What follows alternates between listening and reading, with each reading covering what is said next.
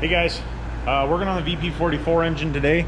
I've done a couple little things and I just thought I better video it. I got the valves just sitting in here. I gotta set valve stem height, and I have put the frost plugs in, or the threaded plugs in for the frost plugs, which is pretty easy to do. I just use I use this impact gun with the driver, and then you got to use some sort of a sealant. And being I usually use this stuff for pretty much everything, that's what I use. But you can use, there is actually proper like Loctite Permatex stuff for doing it, but I've used that stuff. It seems to work perfect. And I use that for Loctite, or use it for all kinds of stuff. We use it for lots of stuff. So anyways, I'm gonna put you guys in up on the back here so you guys can see the back of the head. And I'm gonna go through and check all the stem heights, and we'll get this thing assembled. All right guys, so checking the stem heights here. Basically just want to check the overall height and also the height between the two. You want them to be, spec is 5 thou. I like them to be as close as possible. I like 2 thou. And here you can just see I'm just checking putting a little bit of lube on the valves when I put them in there.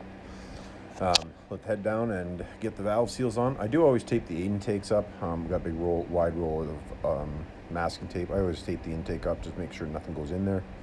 After you get your valves in, put your seals on, tap them on there, and then obviously I'll get putting the valve springs on. These valve springs were 103s that the customer had supplied that were already on the cylinder head. We just tested them and they were good. They didn't have a lot of miles on them. I think there was like 10,000-15,000 miles, you know, like 25,000 kilometers. So they were basically brand new.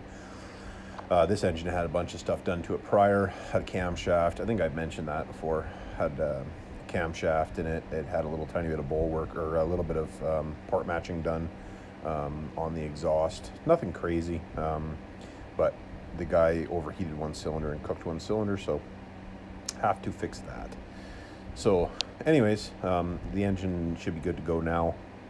After we get it all back together, obviously, the head is O-ringed, the valve springs, coated pistons. I don't think the coated pistons are 100% needed, but you know, the guy wanted it, so it doesn't hurt.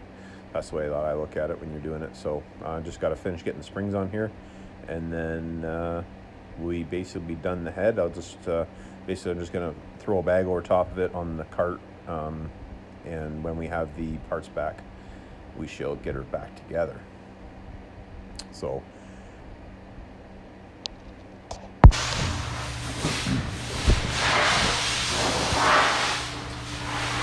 right guys, so we got this thing assembled now. I got the valve springs. These are the valve springs that were on the head when the customer brought it.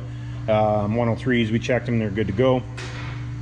So basically all we're doing now, we got the block is, got the new frost plugs in the block right now.